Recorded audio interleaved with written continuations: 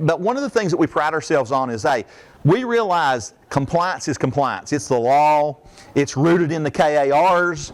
If you've got something in your record review right now that we're looking at, it's really rooted in the state law, okay? And so, but one of the things that we want to always try to do is be mindful of strong instruction.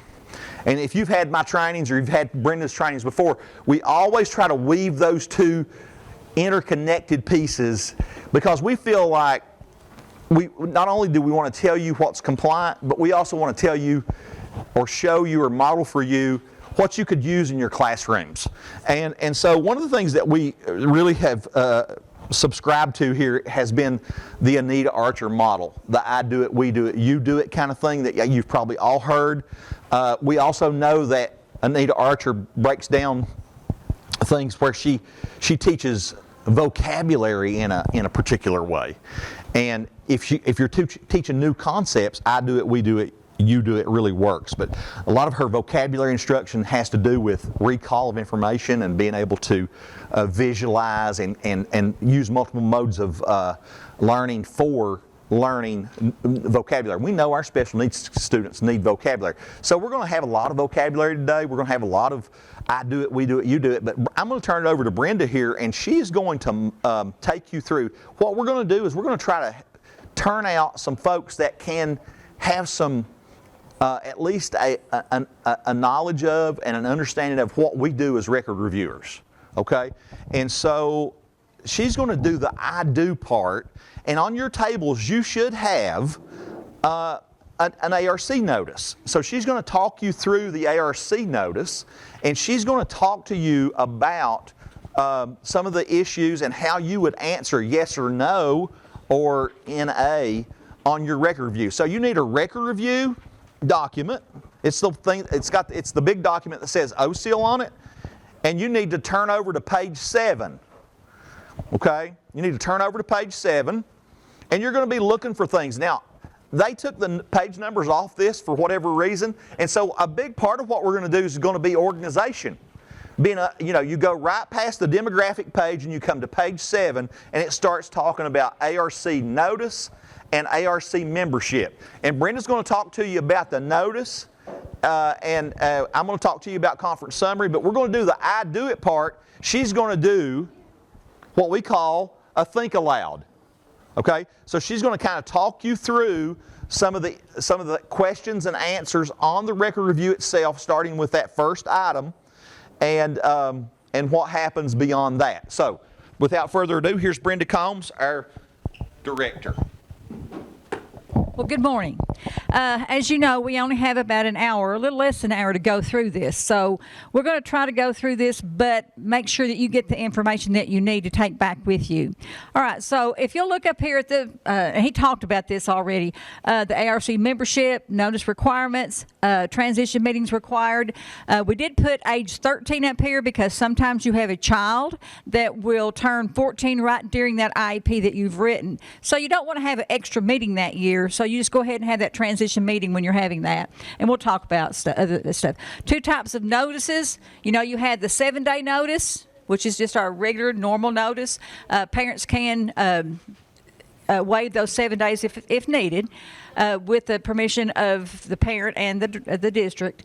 And then you have what they call the 24-hour notice, and that's where you had those severe discipline, and you have to have that 24-hour notice. So that's what we have there. Okay, so if you've got your document out, and if you turn to page 7, and if you want to go ahead and get your ARC notice and put it side by side, that will help. In the past, many of you all that have been here for a while, you probably noticed that the item number is a KAR number instead of the numbers that we're used to. Last year, it sort of drove me a little batty because you can't call somebody on the phone and say, well, look at number 1 or look at number 12, look at number. And then some of these things also have the same reg number. So then you have to say, look at the reg number, then go down to, But anyway, but we're used to it now. Change is good sometimes. All right, so on that first one, if you'll notice, we have the ARC membership. and it says to include all the following. So if you'll notice those little bullets there, we do know that we have to have 3 mandatory people there. Who can tell me who those are? Regular ed teacher, yes. Now, you do invite parents, you do invite students. Sometimes they don't. I know you're still on vacation, and I knew you knew it too.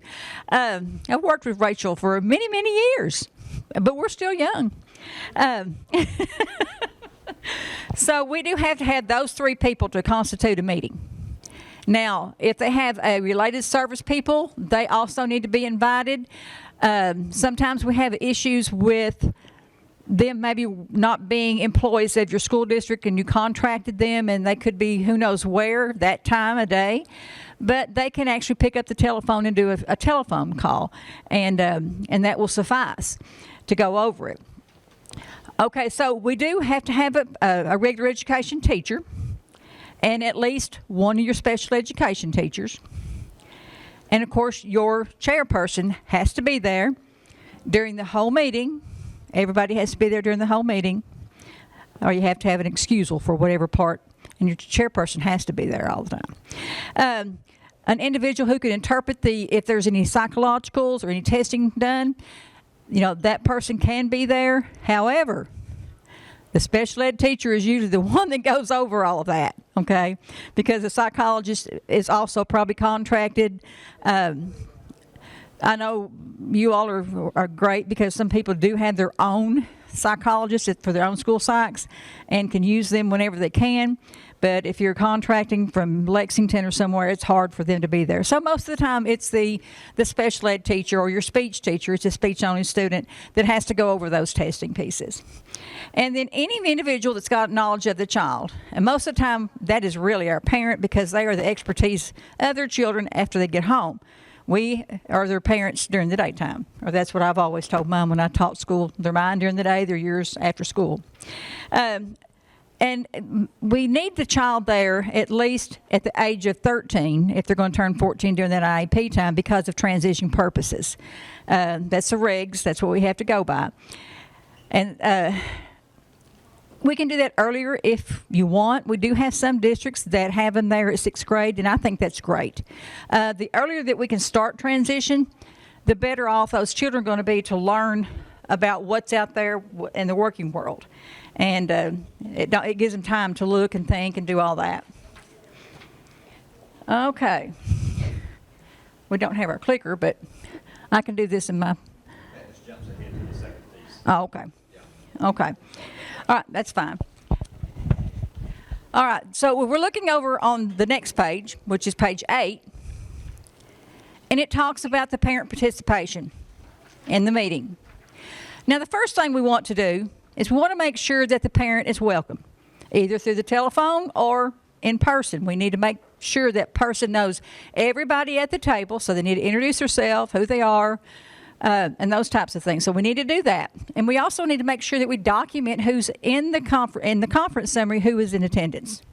If they're in attendance by phone, you put that on there as well. And I'm not going to go into this in detail right now, but your director should be sending you an email to the effect of Infinite Campus. The conference summary will not save right now. So what they want you to do is to either do a Google Doc or do a Word document and attach it to your IEP.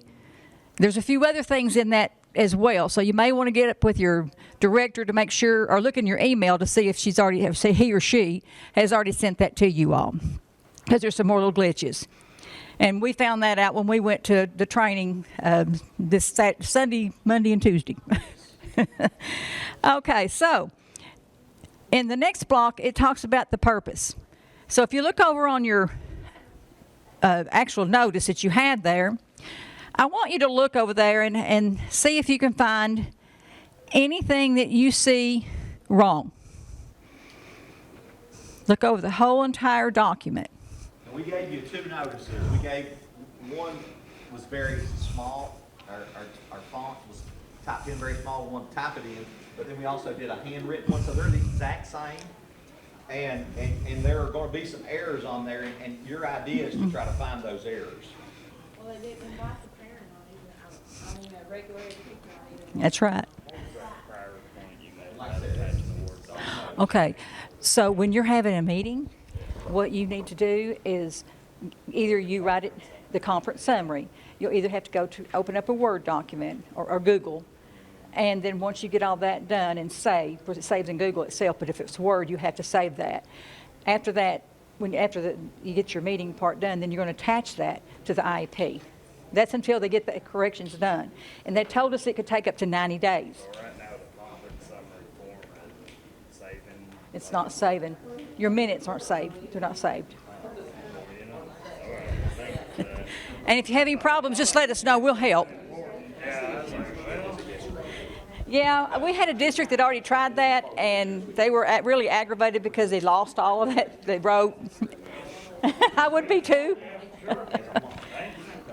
You're welcome. Okay, so let's go ahead and start and look and tell me what the first error you see.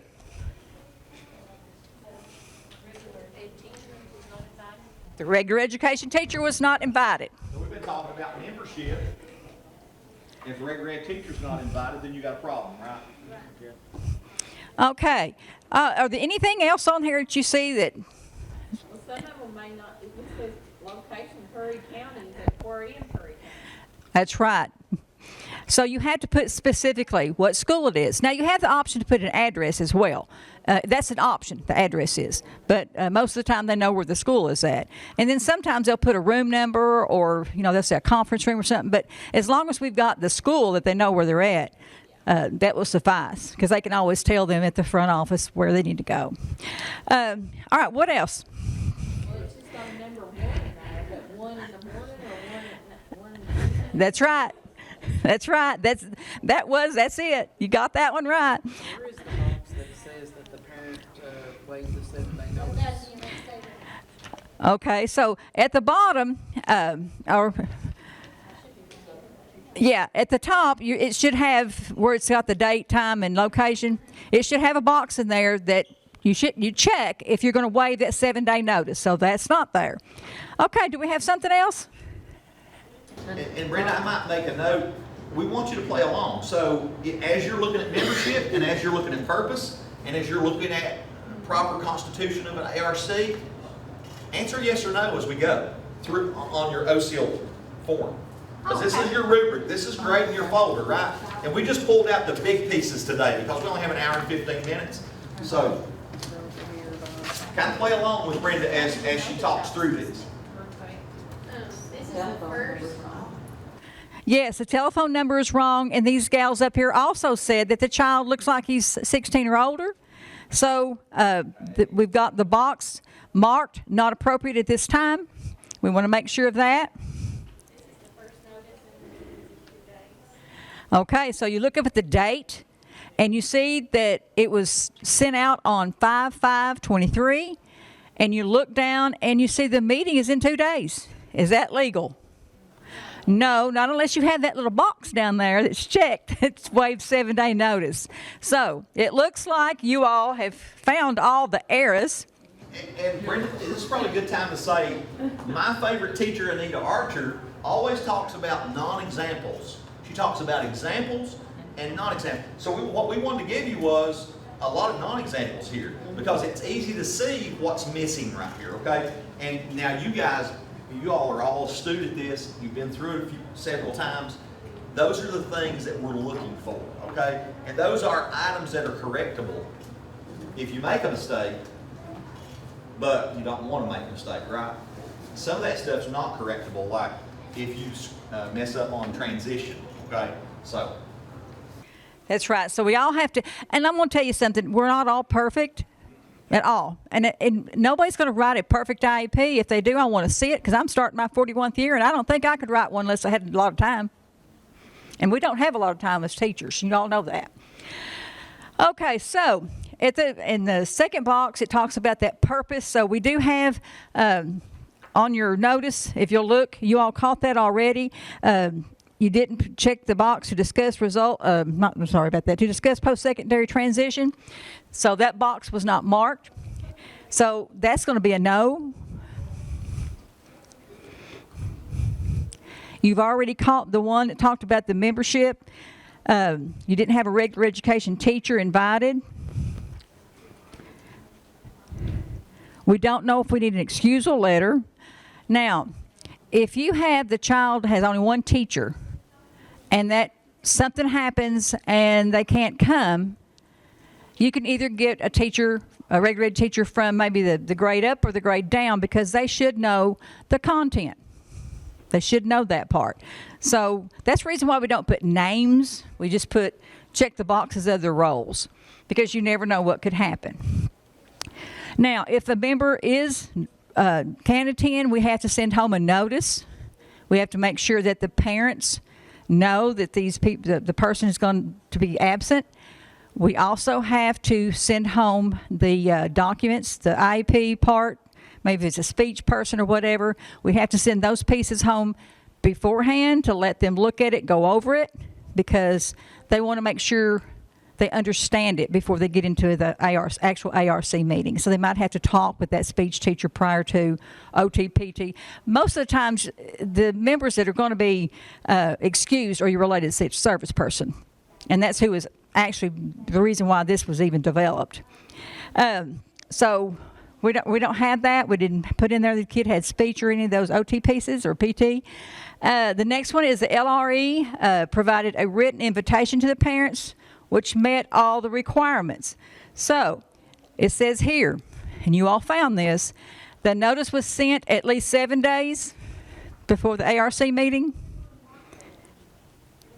The next one says there is documentation of the district's attempts to arrange a mutually agreed upon time and place. For you all that have had my trainings, I'm always telling you to start a month ahead of time.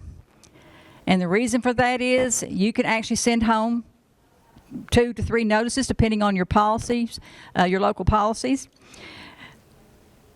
That way, once a week, you'll send it one day, and then a week later, if you don't get it, you'll send home the second notice. And if your district says 3 notices, then you'll have the next week to send the 3rd notice home, or call them on the phone, or however you can get a hold of those parents or guardians.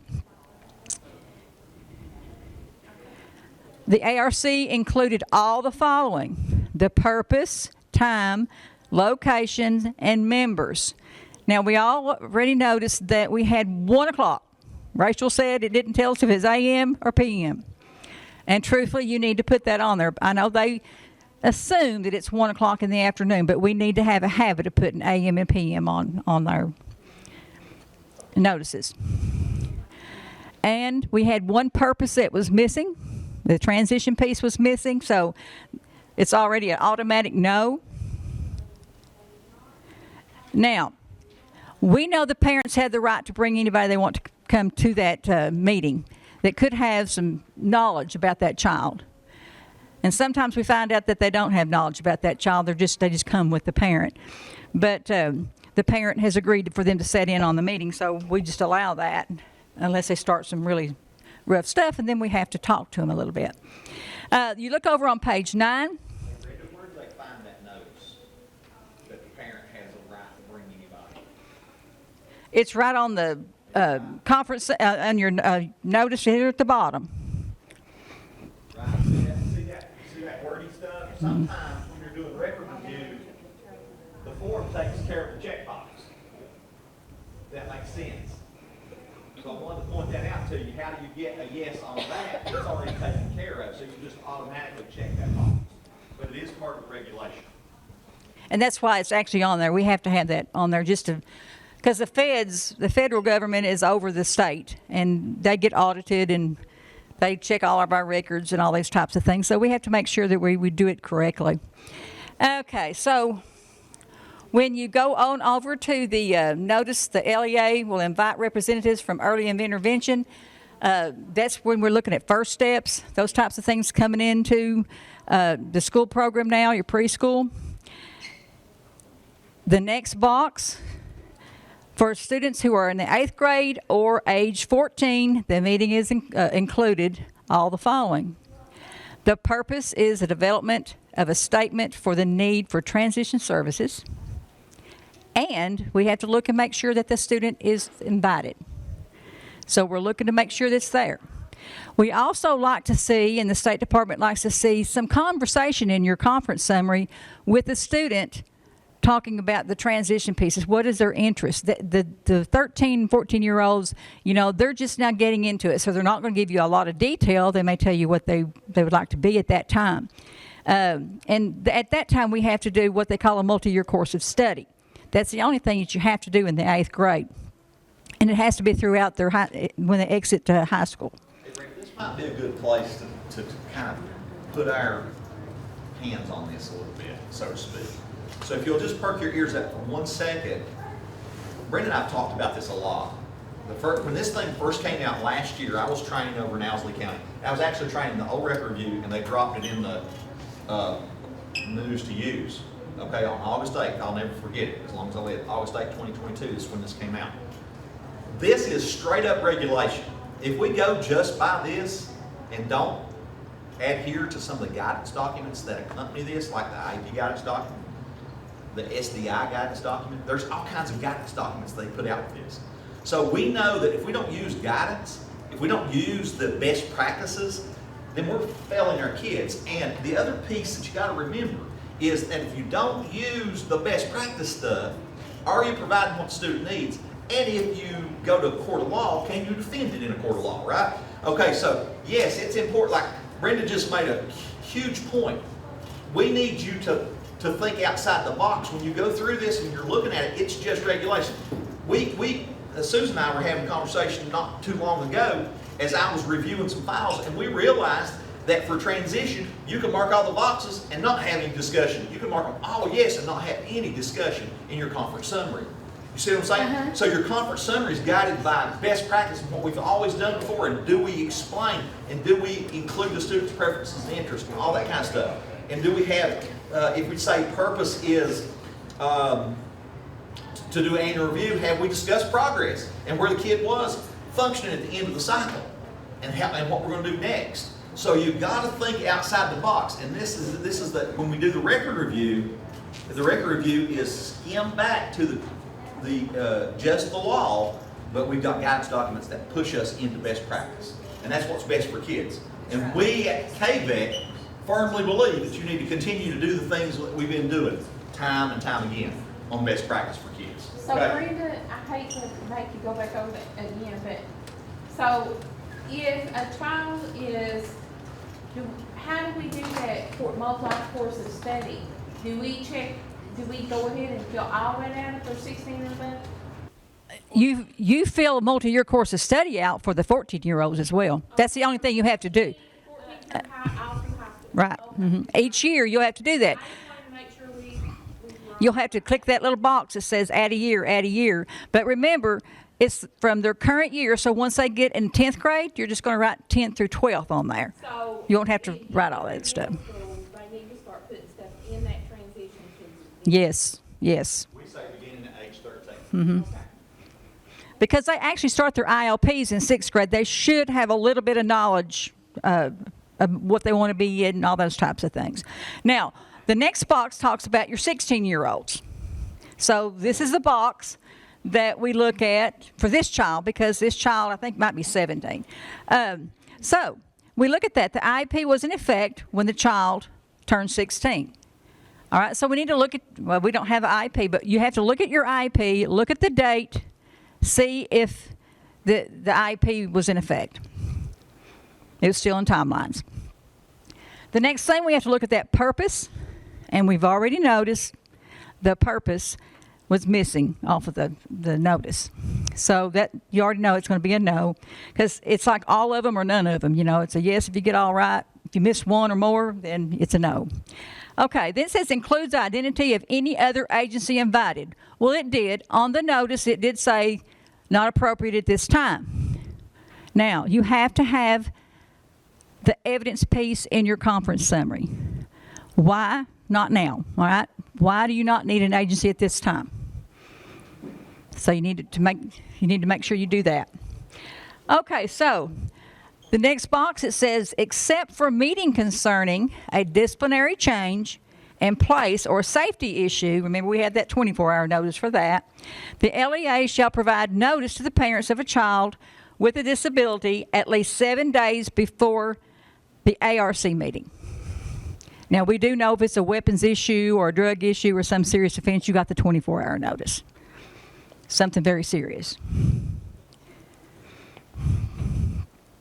The last one says, for a meeting concerning a safety issue or disciplinary change in placement due to a violation of a student's code of conduct, the LEA shall provide written notice to the parent of a child with a disability with 24 hours. We didn't have that with this child, so it's going to be an NA. Do you have any concerns or anything about the notice? So if we mark not appropriate at this time, so we have to discuss that in the conference center. Yes.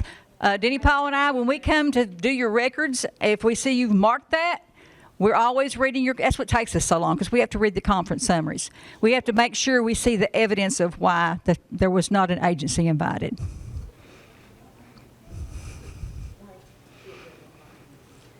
Now, if you did have an agency, I need to talk about that, and they didn't show up, what do you do? So if you mark not appropriate at this time, even if it's grade school, you still have to discuss. You don't mark that until they're 16. It'll say on that document, on your piece, it says for students 16 and older, you don't have to worry about it. So in elementary school, hopefully you don't have a 16-year-old at that time. I know we have 16-year-olds in the middle school. I've seen that before. Yes, sir. A 4-year course of study because we didn't start until high school, but that language changed, and it's a multi-year course of study, so it's like 6 years. You could do 7, 8. A kid could be 13 and 14 in grade 7 lots of times. So you have to be careful about the age and the time. And when we review your document, it's what age they are that day. So that we determine, are they 16? Can we include them? Are they 14? Can we include them in this piece? If they're not 14, we're not reviewing it. But we tell you to start at 13 because they may turn 14 before you have the next annual review. And the same goes for the 15, 16. You've heard me say that a blue million times. If you've had my trainings, and you've heard Brenda say that a blue million times. So, All right, so the next piece, Denny Paul's going to cover that for you. We're going to talk about the prior written notice. Oh, you got yours in your hand. Okay. so you should have now. One thing I wanted to mention: if parent doesn't attend, you got things to do, and it's a little bit confusing on here. If you'll look back on page 7. If you'll look back on page 7 real quick, it says ARC membership included all the following, and if the parents did not attend, all of 344.1 are met. So if you'll go from, you see that right at the top on page 7, the very first item. So where is 344.1? I'm not real sure. Oh, well, it's on the top of page 8. Okay, so it says the parent could not be convinced to attend, but the LEA kept records of an attempt to arrange a mutually agreed upon time and place. Detailed records of telephone calls and correspondence sent to the parent. So that Infinite Campus parent contact log is so important. That's taken care of at the bottom where we give them a chance to send that in. And It is, but you also may not get anything back. yeah. So if you don't get anything back, you have to keep it in Infinite Campus contact log. Okay. You see what I'm saying? And document. Okay, so the second part of what we're going to do, you should find your conference summary now. Find your conference summary, and we're going to be on page, so we're on page 10 now, and we're looking at the required components for a prior written notice. If I ask you the question, and I want everybody to listen. If I ask you the question, what is a prior written notice in the state of Kentucky? What would you say? What is a prior written notice? What are they talking about when they say prior written notice in this language, in this new record review document? Because this is fairly new. Like I said, it's about a year old. So what is prior written notice? Susan, you want to help us out? I'm picking on Susan. She's my buddy.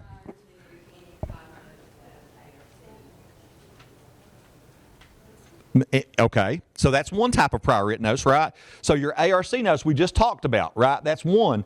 The second part of prior written notice is what? Your conference summary, okay? That is also a prior written notice. And what the law says, and it doesn't include it here, but I want to clear this up real quickly before we get into this. It says if you make any changes to the student's program, either the identity or the evaluation, the program, or the provisions of FAPE, you have to provide a prior written notice. So if you have an annual review meeting and your parent doesn't attend, you got to make sure they get that conference summary and that paperwork. So I'm saying, Brenda says, we've had this conversation. That 30-day start early might even be longer now. It could even be longer to get it all in, because your regulation is going to say you've got 5 days to get that notice to them after the changes are made, or you've got 10 days. It's going to be somewhere in that neighborhood. And those local policies and procedures are being redone because that is a little bit of a change in the way we've done things in Kentucky. Even recognizing that a prior written notice needed to be in the parent's hands. And what the law says is, when you make those changes, the parents have a right to have a written notice of those changes before the implementation. So, you got a parent don't show up, you've notified them out the wazoo, you've done all the things correctly, due process-wise, you've gone in your Infinite Campus contact log and you've got it all taken care of, but then they don't show up for the meeting, and we have that meeting on the very last day. Day 365, right? Day 365. So on the end date day. And then we say, oh, what are we going to do now? We've got to ensure. And so what I would say to you is make sure that you put a blurb in your, if you get into that situation, you put a blurb in your conference summary saying this is being delivered today to the parent. We're not sending it in 10 days. We're not sending it in 5 days. We're giving it to them right now because we can't implement. And if we can't implement, what happens? We might as well have a dead IEP. You see what I'm saying? So make sure that you're careful about those ones that are close to timeline. If you're waiting until the very last second to do a meeting or you can't get them in, that the changes need to be in their hands in writing by law. Okay? By law. Now, I don't mean to move your cheese. I don't need to make you upset or anything like that. But this is very, very important, okay, if you go to due process. All right? Sending it home with a student. What I'm saying is in your conference summary, document that you sent it that day. You didn't wait a week. You didn't put it in the mail, snail mail. You got it to them that day. Okay? If your days are running out. What's that? What's that, Brenda? Sometimes your frisky people, they will deliver those things for you, or anything you might need to sign, like if you're going to do evaluations or something of that nature, you have to have your consent. We can't have consent over the phone. It has to be written. You cannot have consent to test or place a child in special ed unless you've got that consent form signed. No verbal. Okay, so right now, we kind of scaffold this next step, right? We give you the conference summary, we give you some highlighters, and we're asking you to start to do this with us. So we're going to kind of talk you through it, but also expect you to do it, and we're going to be getting around, checking around. You got a question? Yeah. So, to define the prior written notice of the conference summary that you send home, is it already logged, or is it, because I know you have to add parent input in the conference summary. So you say you have to get it in that day. Do you want us to go ahead and log it, give them that? You will have to log it now. Yeah, you have to. Then have to go back in and edit for If you have parent to- Yeah, it gets problematic if you don't get it ahead of time. And the reason for that is a lot Yeah. of teachers are having the meetings and just adding it on in their past conference summaries or their IEPs, and they caught that because you can go in there and it shows every time you get into your IEP. And they caught that, and you're really supposed to have another. Look at your schedule again. That's the reason why they're making it locked before See how much time I've got left. Not a lot. Okay, what was it? I'm sorry. if you have to have someone lock that, or you You lock lock that, you have to have someone unlock that to add in parent input. Yeah, there's probably someone in your school, they probably pick one person to unlock, or you may have to talk to your director if there's It's nobody. a roundabout way of doing the same thing. Yes. Yeah. So the takeaway here is plan early. Plan early, get those annual reviews in. And when does it really become real?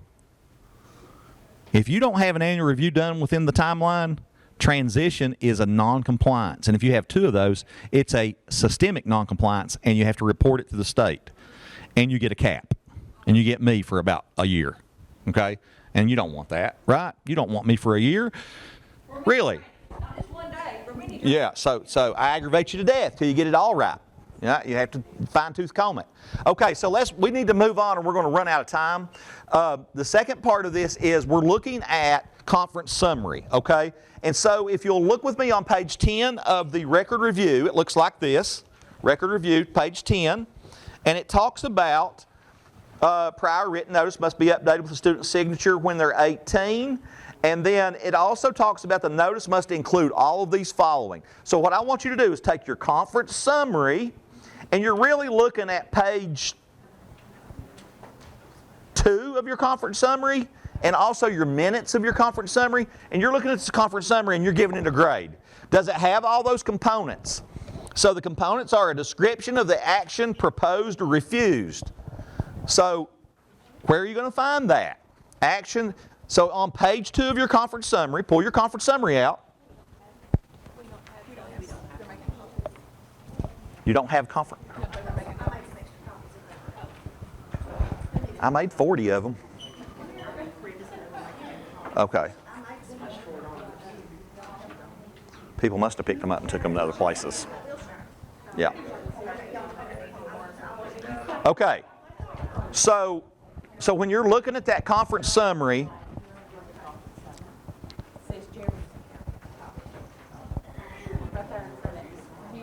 that's IEP. She don't have one. Just share it with her. Share it with her if you don't care. It's okay. Some of the other participants picked up, and so but we're making more copies. Okay. So the first thing is, where in the world do you find a description of the action proposed and refused? Do anybody know? Anybody have an idea? I want to kind of pull this out of you. Where would you? Huh? That is on down. That's item number 4. You identify. She said on page 1. I'm saying look on page 2 and look at that box of those descriptions of placement options considered. Because really that's what we're doing. Actions proposed and refused. We're deciding based on the needs of the IEP what are our options. How are we going to provide? Remember, special education is not a place. It's a service, right? But we still have to determine how we're going to deliver the instruction. And so a description of the action proposed and refused is taken care of by the form. Just like I said earlier.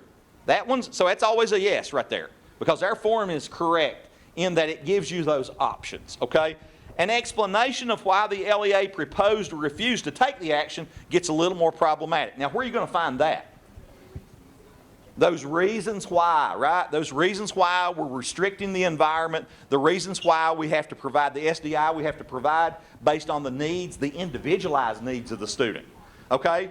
Now, we used to give you a bunch of those like pad answers, but we would like for you to extend that a little bit and say what it is that this kid needs in order to, even with the use of supplementary aids and services, what it is they need beyond that. What is that specially designed instruction? What is the special things they need that are different from core instruction, different from every other student in the school? What are one thing or two things as a reason why we would place them in part-time special education, part-time regular education, or regular education with co-teaching, or in a separate class, or in a special school, or in home instruction? What are the reasons? That's what we're asking for. So we're looking for an explanation there. And then a description of any of the other options or reasons they were rejected. Where do you find that?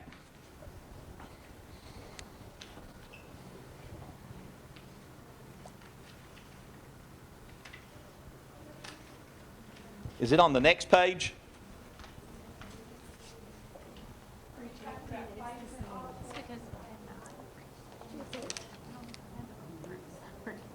right here.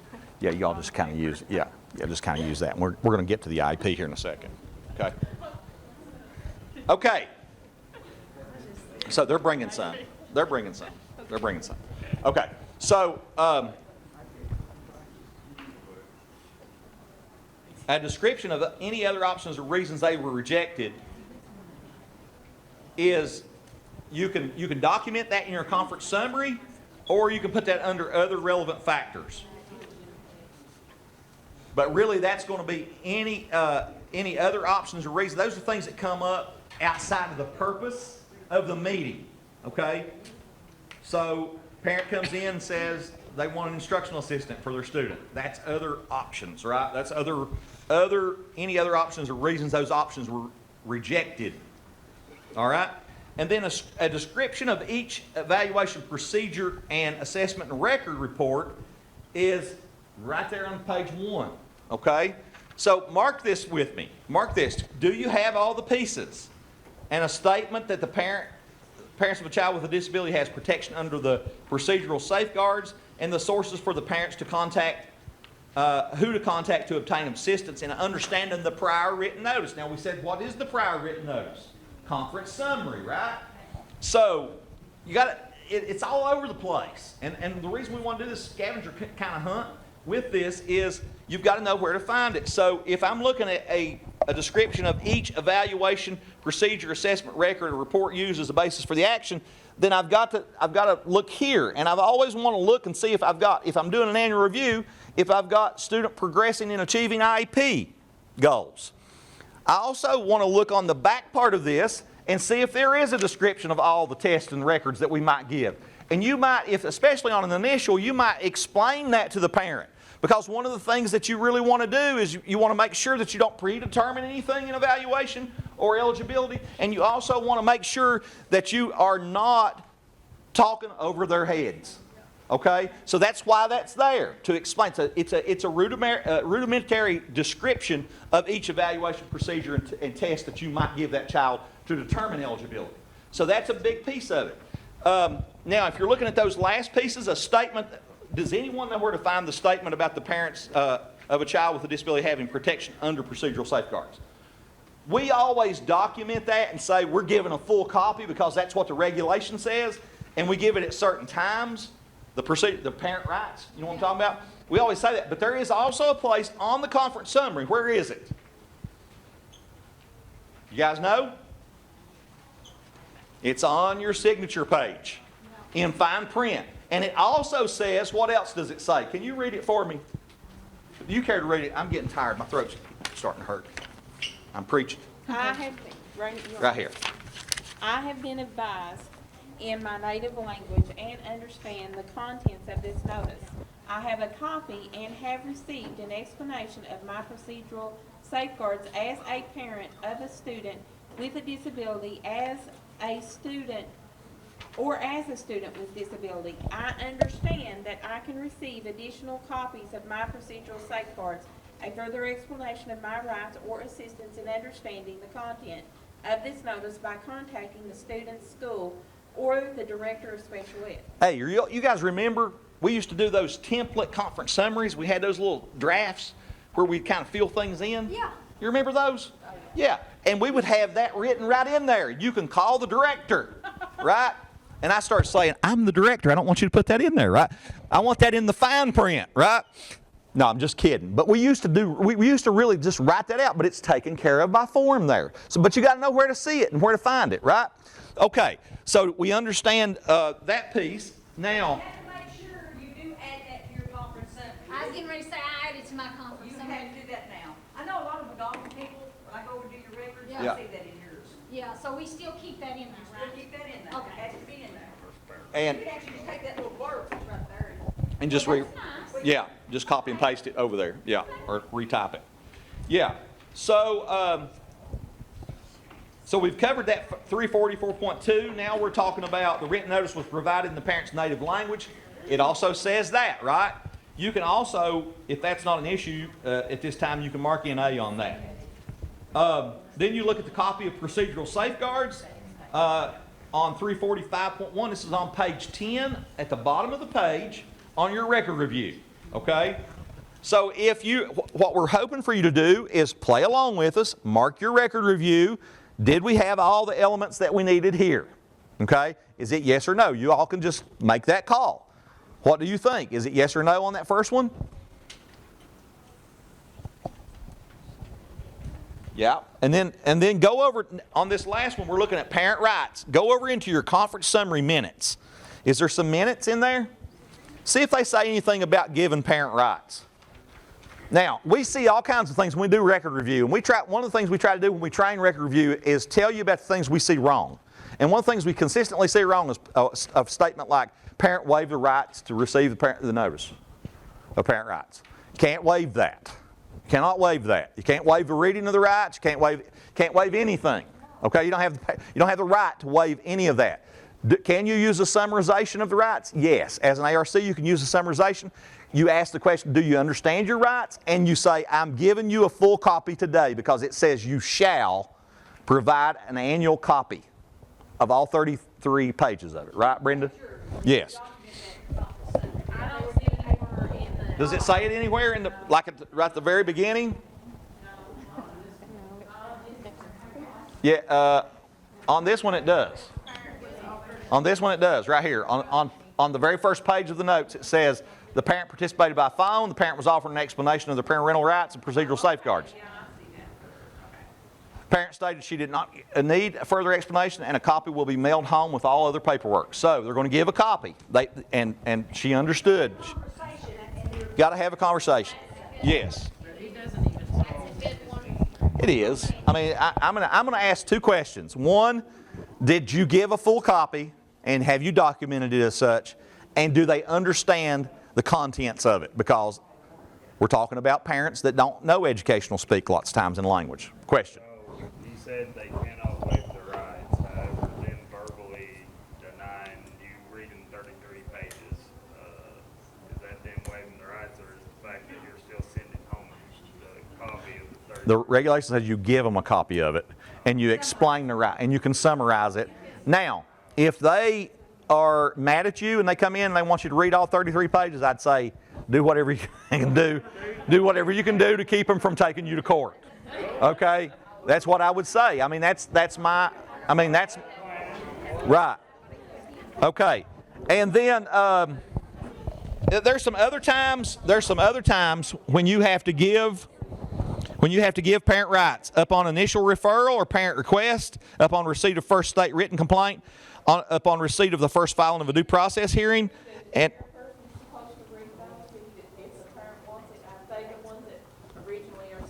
I mean, the chairperson's in control of the meeting. They can decide who does that. I tell you what I did one year. I had a parent that wanted me to do that, and all I did was do the little software on your computer so it would read it.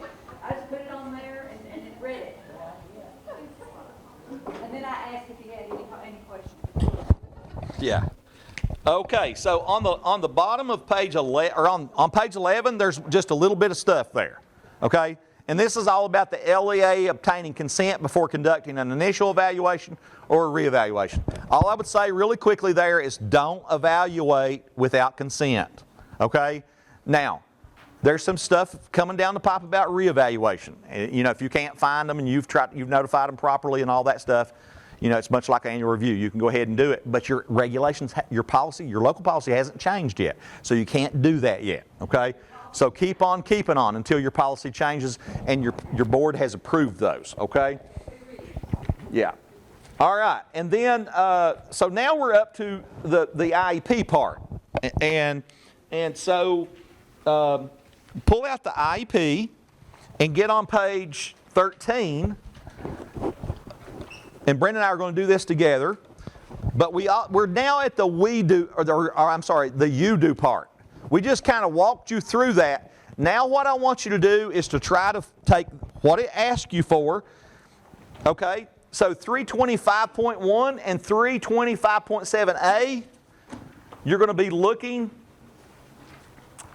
at your present levels. Okay? And you're going to take your highlighter, page 13. Page 13. Page 13 on your record review. and you're going to take your highlighter and your present level section on your IEP, and you're going to see, can you find all those things that it's requiring? And I'm going to bet, I'm just going to put a bet down. I've been to Vegas lately, and I'm going to just put a bet down that it's not all there. I'm going to give you a little hint here. But I want to know what's not there, okay? I want you to know, I want you to be able to discern by using your highlighter what's there and what's not there. And I went for the NBA Summer League, so I didn't really go to gamble. So.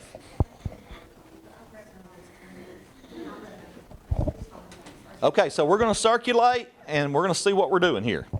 So just kind of read through, use your highlighter, and see if you can match it to what's required here and what's required here. Okay, Brenda's going to talk to you. We got to move on because we're not going to be able to cover everything if we don't. We're about to run out of time. We had concerns of the chair, the second car chair. It is not in there. So what we do there is on the conference summary, it asks if they had any concerns or if they were involved in the development of the IEP. Lots of times we have people to say they don't have any questions. You can put it in the plate. You don't have to put it in the plate, but you can put it in the conference summary. What do you see as a goal for your child right now? Just start asking questions, and all of a sudden they'll pop up and say, well, they're having trouble in math, you know, blah, blah, blah. So, you know, they'll give you some stuff and you start asking questions. So that's a good thing. But you're right, it is no, we don't have that written in that conference summary. I mean, even it says the IEP, we have seen times that it has been written in the PLEP that the parent, especially in academics, if they say that they're having issues with reading or math or something, you know, I've seen that written in that academic performance piece. I really have. And I've also seen it written in the social and emotional part, especially if it's a child that has some behavior issues. You know, so they're asking for help sometimes when their kids are discipline problems, especially as they get older. There is. So that's what was talked about in the IEP, because some people do put it in the PLEP statement, and then they put it in the conference summary minutes, because remember, if you don't write it down, it didn't happen. And we can't have that, so we have to make sure that we do that. Now, as we quickly move through, the IEP includes a statement. We're going to skip that part on special factors right now. You guys kind of know what we do on special factors. You answer the check boxes, and if it is a special factor, then you address it and you point the person to supplementary aids and services, or you point it to a goal, or you point to a device or something that you're using there. Okay, so we're going to skip that because we're running out of time. Now we're going to look at their goal. We're going to look at the goals, and we're going to see, do they have all 6 components? And one of the things that I want to point out that it continues to say here, and the IEP guidance document has not let go of, is that the goal has to be measurable. You have to be able to see it, count it, hear it, and time it. And you also should be embedding a method of measurement that is going to actually measure the verb that you put in the goal. So look and see if they've got the proper pieces there, and give it a quick glance and check. So you're looking at the goal section. No longer looking at present level, you're looking at the goal section. And you're seeing if all 6 components, just check one goal real quick. Just check one goal. Now, in order to get a yes on this, all 6 goals, or all 5 goals, or all 4 goals have to have all 6 components. It's got 5? No, I was read that. 75% count as content level mastery to reach that, or is it 80%? No, you don't have to use 80%. You can use any percent. You can start. You have to look at present level and say what the kids. You have to look at the disability and the needs of the student, and all those don't have to be the same. Okay, they can be individualized, and it depends on what your baseline is, what their rate of learning is, and how much you feel like they can learn in a year. Okay, so you could have a kid starting out with a 20% baseline on a reading skill, and you may only feel as a committee in this next year we can only get him to 40% of that goal, and that's okay because it does not equate to grades. Okay, it does not. This is the IEP's layered on top of core instruction, IEP on top of core instruction. Okay, so no longer do you have to put 80%. We used to put 80% on everything. Okay, so we, No, yeah. There's no way you'll get somebody from Let's say 20% in 1 year. let's say you got a kid that's got extensive needs, and you're working on that skill, and you determine what that baseline, what that current level of functioning is. He may only be able to get to 40% of that goal. Now, that may not be right. It may be 75%. It may be 90%. You know, it doesn't have to be a locked-in 80%. And that's why I put that in that training piece right there, because we want you to get away from thinking that it equates to grades and that it is always 80% is what our goal is, okay? Sure, we want everybody to do well. And the record, or the regulation, the OSEP regulation, the federal reg, the state reg says they're going to meet the standard, okay? So that's the goal. That's the overall goal, is to get them to grade level and meet those standards. Not only get part of it, but get all of it, meet it. So anyway, yeah, good questions though. Good questions. That's why we put those things in there, because we want some good discussion around that, and we appreciate your questions. Okay.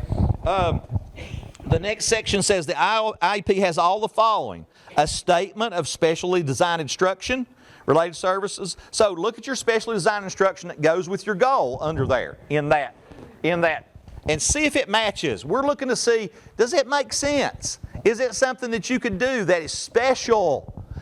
Is it something where you've adapted the content, you've adapted the delivery of instruction, you've adapted the methodology? Is it things like repetition, or extending the number of practice turns and the feedback that is immediate? Is it things like we're going to do vocabulary instruction embedded? Is it things like explicit instruction in this particular area? So you're really looking at, and what we don't want to see, and what the mistake that we see, and what Andrew taught us, we got to have parent involvement in the development of the IEP, but we also got to have varied, individualized, ambitious IEP goals and specially designed instruction that meets the unique needs of the circumstances that the student's in. Okay? So it's super, super important that we have specially designed instruction that makes sense, and it's not copied and pasted for every kid. Every kid on your IEP, if I look at a vertical review of all your files, if every one of the goals are the same and every one of the SDIs is the same, we got a problem. Houston, we got a problem.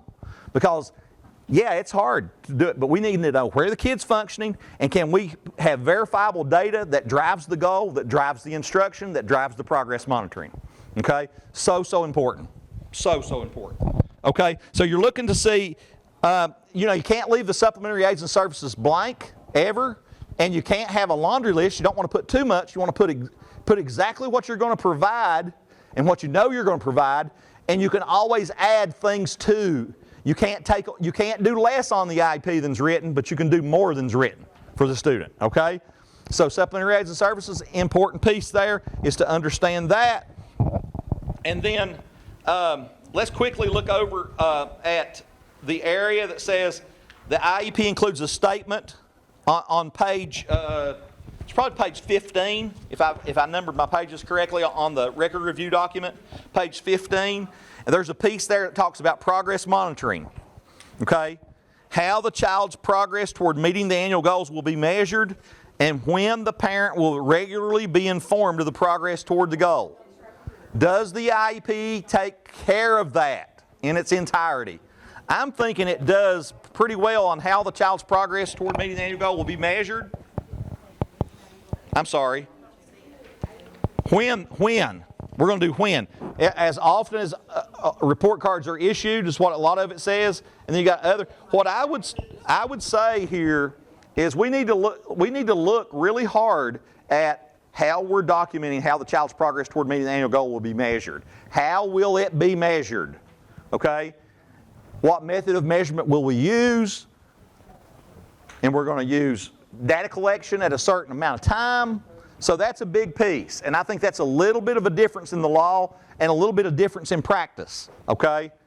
How will the child's progress be measured? So here's what I would say to you. If it's not included in the IEP, put it in the conference summary, okay?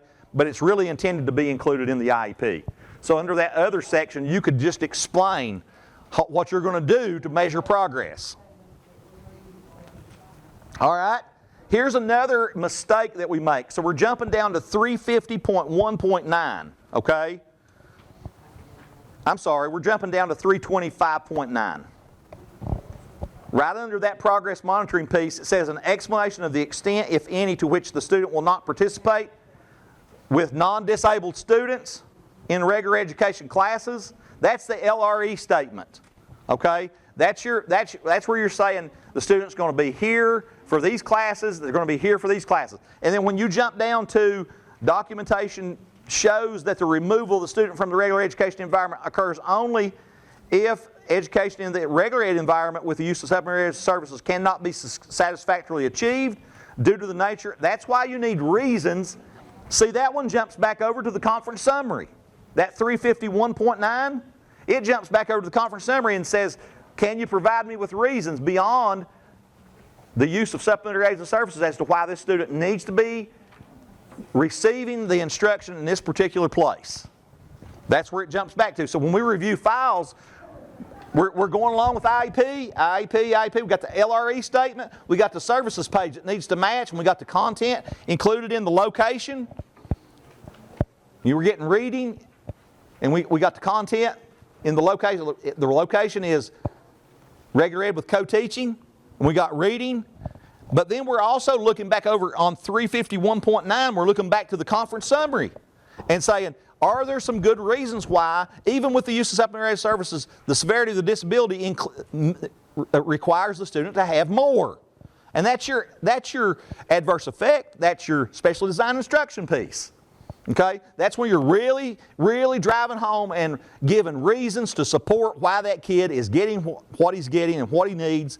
And this is based on the disability and all that kind of good stuff. And I know we're out of time because I'm almost about, Dion's about to give me the timeout signal. Okay. So down there, really quickly, I'm going to do this real quick. Your special ed services have to match. And where we always see you fall off the page is location. You're not putting the content that you're providing with the location to match the LRE statement that is up there. Okay? And you cannot include, like if you have a resource math class and you're in co-teaching math, they have to be in two separate lines. I got a screenshot for you somewhere. See right there? Oh, darn. Let's see if we can get it back. Oh, my.